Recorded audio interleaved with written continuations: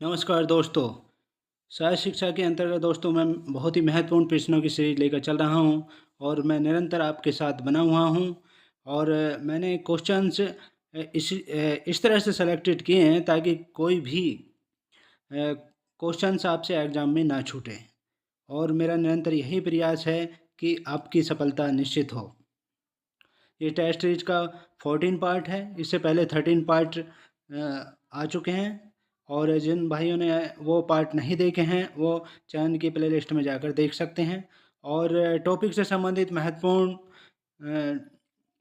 Video भी देख सकते हैं। वो चैनल की प्लेलिस्ट में जाकर टॉपिक से संबंधित महत्वपूर्ण वीडियो भी देख सकते हैं। वो उन वीडियो में करंट से भी संबंधित क्वेश्चंस हैं। काफ़ी क्वेश्चंस उसमें करंट से संबंधित हैं, प्रत्येक टॉपिक पर आधारित हैं। तो आगे बढ़ते हैं। क्वेश्चन नंबर 651, मनोरंजन केंद्र की व्यवस्था होती है। तो मनोरंजन केंद्र की जो व्यवस्था होती है, एक तो इंडोर गतिविधियों में होती है और आउटडोर गतिविधियों में होती है, तथा चलचित्रों में होती है, मूवी हो जो होती हैं उनमें होती है। तो इन सभी में होती है। इसका मतलब उपरोक्त डी पार्ट करेक्ट आंसर है। दोस्तों मनोरंजन से अभिप्राय यह होता है कि ऐसा स्थान जहाँ पर सार्वजनिक बैठकों का आयोजन किया जा सके, और दूसरी बात खेलों का आयोजन हो सके, तथा मनोरंजन गतिविधियों के माध्यम से व्यक्ति आपस में मिलकर आनंद उठा सके। नेक्स्ट क्वेश्चन देखिए। क्वेश्चन नंबर 652, समाज विज्ञान के अनुसार यानी सोशोलॉजी के अनुसार निम्नलिखित में से कौन सा कारक अत्यंत महत्वपूर्ण है। According to social science which one of the following factors is extremely important. तो दोस्तों समाज शास्त्र के अनुसार जो है अत्यंत महत्वपूर्ण जो है संस्कृति है, कल्चर। और कल्चर अंतःक्रिया की प्रक्रिया से विकसित हस्तांतरित होती रहती है ये, तथा ये बाकी जो हैं कला, साहित्य और पैसा, ये संस्कृति के घटक हैं। नेक्स्ट क्वेश्चन देखिए। क्वेश्चन नंबर 653, एक प्रभावशाली निर्णय करने का लक्षण है। तो दोस्तों एक प्रभावशाली निर्णय करने का जो लक्षण होता है वो नियमों का ज्ञान होना जरूरी है। बी पार्ट करेक्ट आंसर है, क्योंकि इससे जो है किसी पक्ष विशेष या कार्य विशेष के अनुचित लाभ या हानि होने की संभावना खत्म हो जाती है। इसीलिए यह सभी गतिविधियों को पारदर्शी बनाता है। नेक्स्ट क्वेश्चन देखिए। क्वेश्चन नंबर 654, शारीरिक शिक्षा का उद्देश्य निर्धारित करना है। तो शारीरिक शिक्षा का जो उद्देश्य है वो होता है, एक तो शारीरिक विकास होता है, मानसिक विकास होता है और सर्वांगीण विकास होता है। खेलकूद में भाग लेना ये नहीं है। तो ये 4 पार्ट जो है, डी पार्ट, ये करेक्ट आंसर है। ए, बी और सी तीनों हैं ये। नेक्स्ट क्वेश्चन देखिए। क्वेश्चन नंबर 655, मेसोसाइकिल की अवधि होती है, कितनी होती है ये बताना हमें। तो दोस्तों मेसोसाइकिल की जो अवधि होती है, सी पार्ट करेक्ट आंसर है, 3 से 6 सप्ताह होती है। और इसके बारे में बता दें आपको, खेल प्रशिक्षण की जो 3 समय अवधियाँ होती हैं।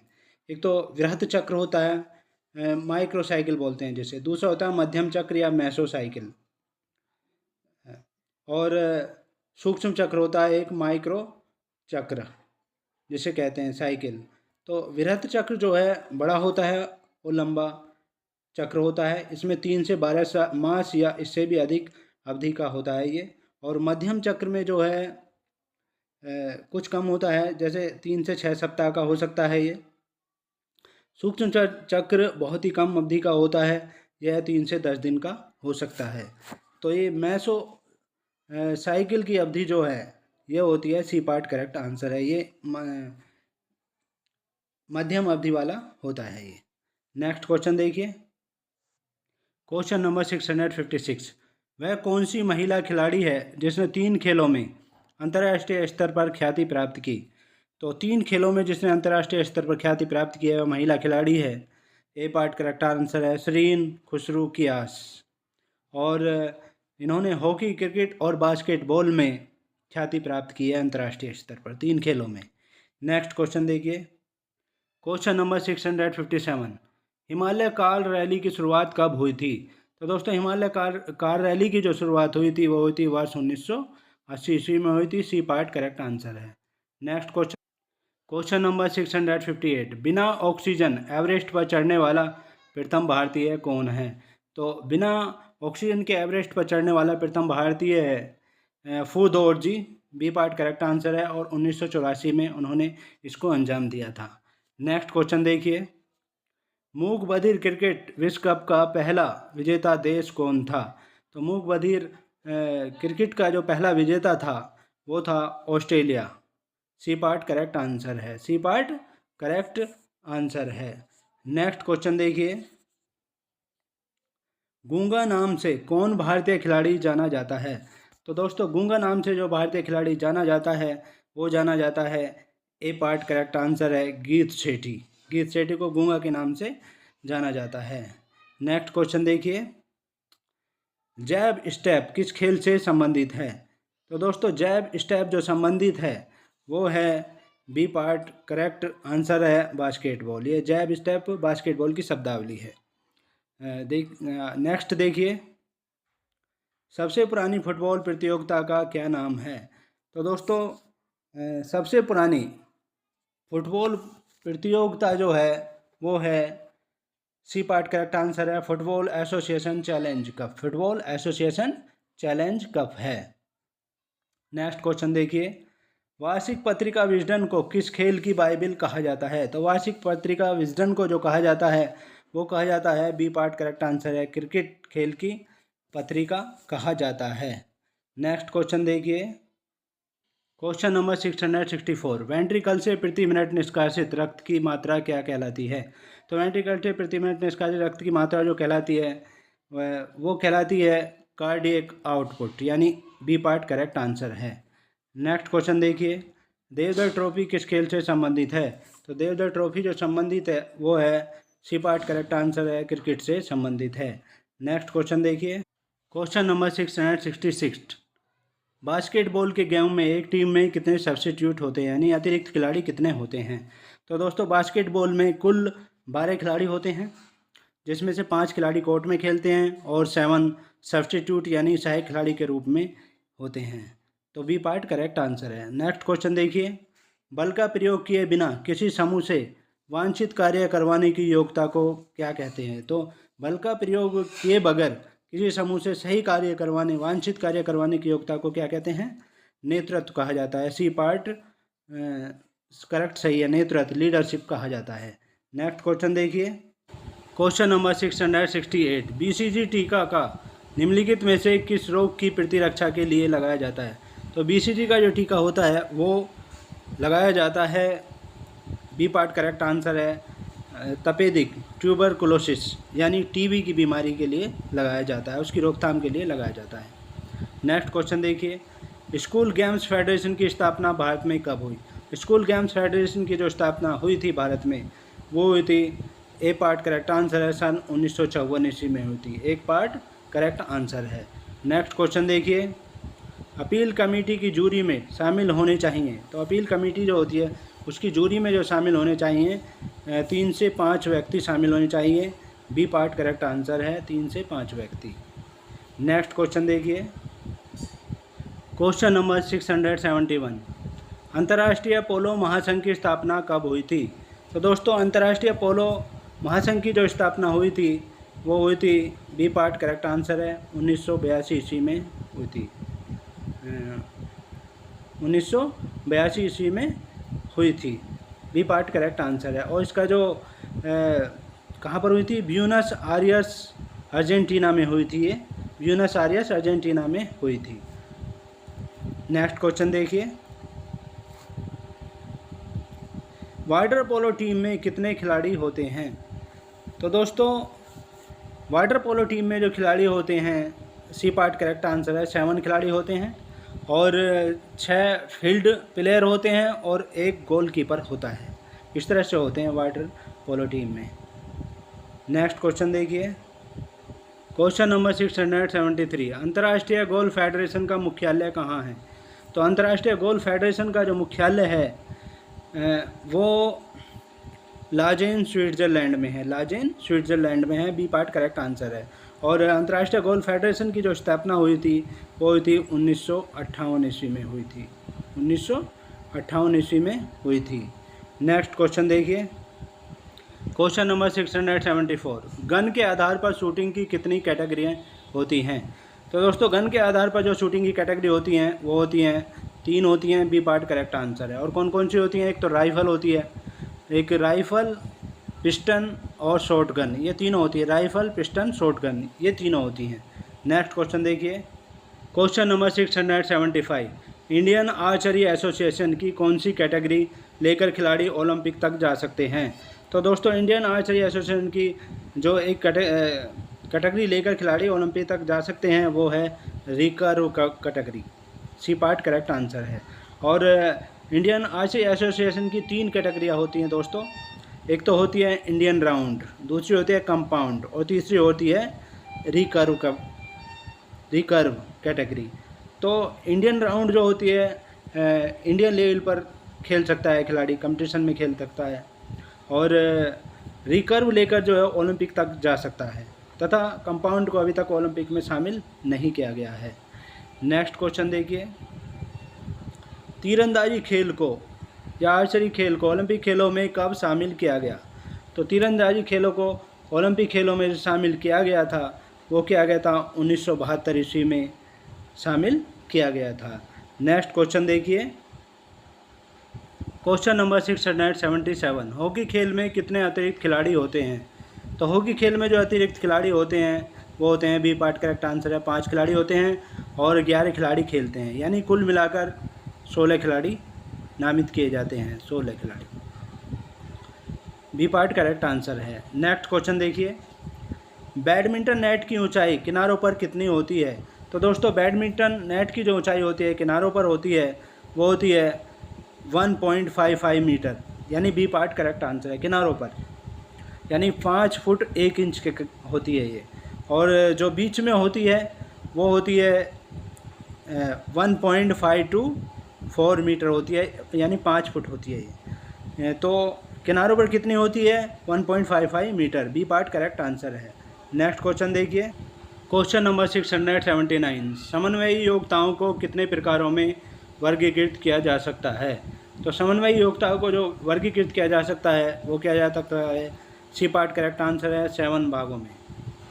तो ये 7 कौन कौन से होते हैं? अभिविन्यास योग्यता, जिसे ओरिएंटेशन एबिलिटी कहते हैं, दूसरी होती है युग्मन योग्यता, कूपलिंग एबिलिटी बोलते हैं, प्रतिक्रिया योग्यता, रिएक्शन एबिलिटी, संतुलन प्रतिक्रिया योग्यता, रिएक्शन एबिलिटी, और 4 होती है संतुलन योग्यता, बैलेंस एबिलिटी, और 5 लय योग्यता, रिदम एबिलिटी, और 6 अनुकूलन योग्यता, अडेप्शन एबिलिटी, और विभेदन योग्यता, डिफरेंटेशन एबिलिटी। ये होती हैं 7 होती हैं ये, तो सी पार्ट करेक्ट आंसर है। नेक्स्ट क्वेश्चन देखिए, क्वेश्चन नंबर 680, प्रबंधन के प्रशासकीय सिद्धांत को किसने विकसित किया? तो प्रबंधन के जो प्रशासकीय सिद्धांत को विकसित किया था वो किया था, ए पार्ट करेक्ट आंसर है, हेनरी फ्योल ने, ए पार्ट करेक्ट आंसर है। और प्रशासकीय प्रबंध सिद्धांत जो एक संपूरक के रूप में किसी संगठन को डिजाइन करने के लिए एक तर्कसंगत मार्ग या उपाय खोजने का सार्थक प्रयास करता है। तो प्रबंधन के साझा सिद्धांत को हेनरी फ्योल ने विकसित किया था, ए पार्ट करेक्ट आंसर है। नेक्स्ट क्वेश्चन देखिए, क्वेश्चन नंबर 681, सामान्य पाठ्य योजना की तुलना में विशेष पाठ्य योजना होती है? तो सामान्य पाठ्य योजना की तुलना में जो होती है वो होती है, बी पार्ट करेक्ट आंसर है, लघु एवं विषय केंद्रित, शॉर्ट एवं थीम फोकस, ये होती है लघु एवं विषम केंद्रित, बी पार्ट करेक्ट आंसर है। नेक्स्ट क्वेश्चन देखिए, क्वेश्चन नंबर 682, प्रभावी नेतृत्व किस पर आधारित है?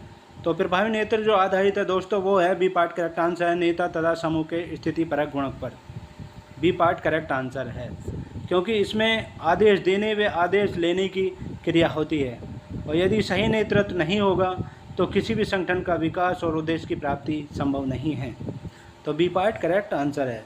नेक्स्ट क्वेश्चन देखिए, क्वेश्चन नंबर 683, निम्न में से किसका विकास सतत एवं अंतराल अवधि दौड़ द्वारा किया जा सकता है? तो अंतराल अवधि और सतत दौड़ द्वारा जो किया जा सकता है वो बी पार्ट करेक्ट आंसर है। सहन शक्ति का किया जा सकता है, बी पार्ट करेक्ट आंसर है। नेक्स्ट क्वेश्चन देखिए, क्वेश्चन नंबर 684, भारतीय स्कूल खेल प्राधिकरण का गठन कहाँ किया गया था? तो भारतीय स्कूल खेल प्राधिकरण का जो गठन किया गया था वो किया गया था, डी पार्ट करेक्ट आंसर है, कोलकाता में किया गया था। और ओडिशा के बीसी मोहंती को प्राधिकरण का अध्यक्ष बनाया गया था तथा एसी दास जो थे सहायक शिक्षा निरीक्षक थे उड़ीसा के, उनको कार्यकारी प्रमुख बनाया गया था। तो इसकी स्थापना की गई थी कोलकाता में। और दोस्तों यह विद्यालय स्तर पर खेलों को पोषित करने हेतु इसकी स्थापना की गई थी और 1954 ईस्वी में इसकी स्थापना की गई थी। 1954 ईस्वी में इसकी स्थापना की गई थी। नेक्स्ट क्वेश्चन देखिए, क्वेश्चन नंबर 685, कमांड विधि का उपयोग आप कहाँ करेंगे? तो कमांड विधि का जो प्रयोग किया जाता है वो मार्च पास्ट या मार्चिंग में किया जाता है दोस्तों। सी पार्ट करेक्ट आंसर है। नेक्स्ट क्वेश्चन देखिए, क्वेश्चन नंबर 686, सहन शक्ति परीक्षण के लिए क्या प्रयोग होता है? तो सहन शक्ति परीक्षण के लिए जो प्रयोग होता है वो होता है, सी पार्ट करेक्ट आंसर है, ट्रेडमिल का प्रयोग किया जाता है। किसी भी क्रियाकलाप या गतिविधि को जारी रखने की योग्यता को सहन शक्ति या सहन क्षमता कहते हैं। और इसके परीक्षण के लिए जो है डॉक्टर एक केनेथ कूपर हुए थे और विलियम स्टम्प हुए थे, जिन्होंने सबसे पहले होम एक्सरसाइज यानी एरोबिक के रूप में ट्रेडमिल का प्रयोग किया था इसके परीक्षण के लिए। नेक्स्ट क्वेश्चन देखिए, क्वेश्चन नंबर 687, स्पीड प्ले का संबंध किससे है? तो स्पीड प्ले का जो संबंध है वो बी पार्ट करेक्ट आंसर है, फोर्ट लैग ट्रेनिंग से है। तो फोर्ट लैग जो है एक स्वीडिश शब्द है और जिसका अर्थ जो है गति खेल अर्थात स्पीड प्ले होता है। और इस विधि का जो प्रयोग है व्यक्ति की सहन शक्ति को बढ़ाने के लिए किया जाता है। तो बी पार्ट करेक्ट आंसर है। नेक्स्ट क्वेश्चन देखिए, क्वेश्चन नंबर 688, शारीरिक शिक्षा की कक्षा में सबसे महत्वपूर्ण वस्तु क्या है? तो शारीरिक शिक्षा की कक्षा में जो सबसे महत्वपूर्ण वस्तु है वो होती है, सी पार्ट करेक्ट आंसर है, मैदान होती है। तो शारीरिक शिक्षा में जो है मैदानों का बहुत महत्वपूर्ण स्थान होता है। मैदानों पर ही चरित्र निर्माण के गुण विकसित होते हैं और इसीलिए इसको क्या कहा जाता है, चरित्र निर्माण की प्रयोगशाला इसको कहा जाता है। नेक्स्ट क्वेश्चन देखिए, क्वेश्चन नंबर 689, एक बेंच से फर्श पर कूदना तथा तुरंत वापस बेंच पर आ जाना में किस प्रकार के भार को दर्शाता है?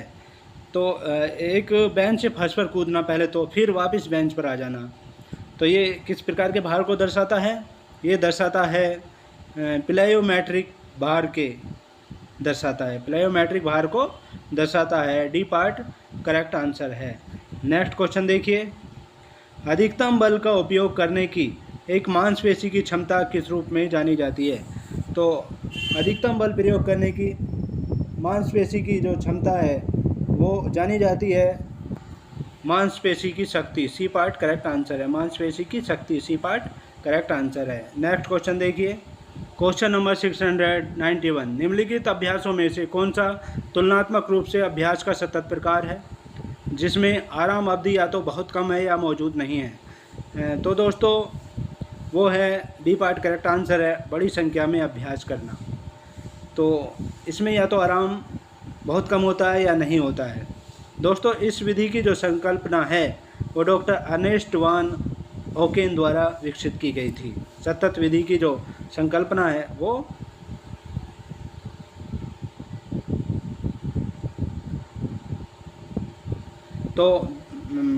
बी पार्ट करेक्ट आंसर है, बड़ी संख्या में अभ्यास। नेक्स्ट क्वेश्चन देखिए, क्वेश्चन नंबर 692, कौन सा फिटनेस किसी व्यक्ति के शरीर के विभिन्न तंत्रों की कार्यात्मक क्षमताओं से संबंधित होता है? तो वो होता है, बी पार्ट करेक्ट आंसर है, दैहिक फिटनेस होता है, ये बी पार्ट करेक्ट आंसर है। नेक्स्ट क्वेश्चन देखिए, क्वेश्चन नंबर 693, निम्न में से कौन सा बिंदु शारीरिक शिक्षा को एकेडमिक विषय बनाने में सहयोगी है? तो शारीरिक शिक्षा को एकेडमिक विषय बनाने में जो सहायक है वो है वैज्ञानिक सिद्धांत, ए पार्ट करेक्ट आंसर है। नेक्स्ट क्वेश्चन देखिए, क्वेश्चन नंबर 694, उपयुक्त शरीर में उपयुक्त मन का होना इस संसार में सुख की स्थिति का संक्षिप्त परंतु पूर्ण वर्णन है। इस कथन को किसने कहा है? तो दोस्तों ये जो कहा है ए पार्ट करेक्ट आंसर है, जॉन लॉक ने कहा है। और यहाँ पर डी पार्ट ये निष्फिल्ट हो गया था। नेक्स्ट क्वेश्चन देखिए, ए पार्ट करेक्ट आंसर है। क्वेश्चन नंबर 695, मनोविज्ञान निम्न में से किसका अध्ययन है? तो मनोविज्ञान जो अध्ययन है वो है एक तो व्यवहार का और दूसरा मानसिक प्रक्रिया का। डी पार्ट करेक्ट आंसर है। और हिलगार्ड तथा एटकिंसन थे विद्वान, उन्होंने मनोविज्ञान की परिभाषित करते हुए कहा था कि मनोविज्ञान वह विज्ञान है जो व्यवहार तथा मानसिक प्रक्रियाओं का अध्ययन करता है। नेक्स्ट क्वेश्चन देखिए, क्वेश्चन नंबर 696, विश्लेषण निम्न में से किसका भाग है? तो विश्लेषण जो है वो है डी पार्ट करेक्ट आंसर है, संज्ञानात्मक क्षेत्र, कॉग्निटिव एरिया का भाग है। और संज्ञानात्मक क्षेत्र अनुसंधान में जो है एक तो आंकड़े का संकलन व सारणियन के प्रयोग के पश्चात प्राप्त निष्कर्षों के परिणाम तथा निष्कर्षों की व्याख्या से संबंधित है। डी पार्ट करेक्ट आंसर है। नेक्स्ट क्वेश्चन देखिए, क्वेश्चन नंबर 697, अपने आप सीखने की सर्वोत्तम विधि कौन सी है? तो अपने आप सीखने की जो सर्वोत्तम विधि है वो है बी पार्ट करेक्ट आंसर है, प्रेषण विधि है। बी पार्ट करेक्ट आंसर है।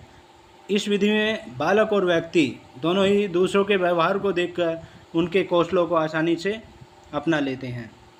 तो बी पार्ट करेक्ट आंसर है। नेक्स्ट क्वेश्चन देखिए, क्वेश्चन नंबर 698, कोहन का मानना है कि अभिप्रेरित करने के लिए सही या प्रदान करना आवश्यक है। क्या प्रदान करना आवश्यक है? तो कोहन के अनुसार जो है सी पार्ट करेक्ट आंसर है, अवसर प्रदान करना आवश्यक है। सी पार्ट करेक्ट आंसर है। नेक्स्ट क्वेश्चन देखिए, क्वेश्चन नंबर 699, कौन से सीखने के नियम को कहा जाता है? उपयोग और अनुप्रयोग का नियम। तो उपयोग और अनुप्रयोग का नियम जो कहा जाता है वो कहा जाता है, ए पार्ट करेक्ट आंसर है, अभ्यास का नियम। ए पार्ट करेक्ट आंसर है, अभ्यास का नियम कहा जाता है। और इस सिद्धांत को जो है E.L. थॉर्नडाइक ने बताया था और इसे प्रयास एवं त्रुटि का नियम भी कहा जाता है। इसे प्रयास एवं त्रुटि के नियम के नाम से भी जाना जाता है। ए पार्ट करेक्ट आंसर है। नेक्स्ट क्वेश्चन देखिए, क्वेश्चन नंबर 700, व्यक्तियों के शरीर की किस्म या काय किस्म को किसने 3 श्रेणियों अर्थात एंडोमार्फ, मीसोमार्फ और एक्टोमार्फ में वर्गीकृत किया है? तो 3 श्रेणियों को जो वर्गीकृत किया है वो किया है, बी पार्ट करेक्ट आंसर है, W.H. शेल्डन ने। W.H. शेल्डन ने। और इनकी एक पुस्तक है स्वभाव की फिल्में, स्वभाव की किस्में है ये। तो उसमें इन्होंने 3 पार्टों में विभाजित किया है। पहला होता है एंडोमार्फिक, यानी गोल मोटे मुलायम शरीर वाले व्यक्ति होते हैं ये। दूसरे होते हैं मेसोमार्फिक। मेसोमार्फिक में पूर्णतः विकसित तीखी नाक नक्श वाले और एथलेटिक शरीर वाले होते हैं, मजबूत शरीर वाले। और तीसरे होते हैं एक्टोमार्फिक, ये कमज़ोर शरीर वाले होते हैं तथा शरीर का गठन नरम व इनका लचीला होता है। तो ये बी पार्ट करेक्ट आंसर है। तो ये थे हमारे 14 पार्ट। नेक्स्ट पार्ट में आपसे फिर मुलाकात होगी, तब तक के लिए जय हिंद, जय भारत। Thanks for watching. और निश्चित सफलता के लिए आप हमारे चैनल को सब्सक्राइब करें तथा साथ ही साथ बेल आइकन को दबा दें ताकि नई वीडियो का नोटिफिकेशन आप तक पहुंचता रहे। Thanks so much.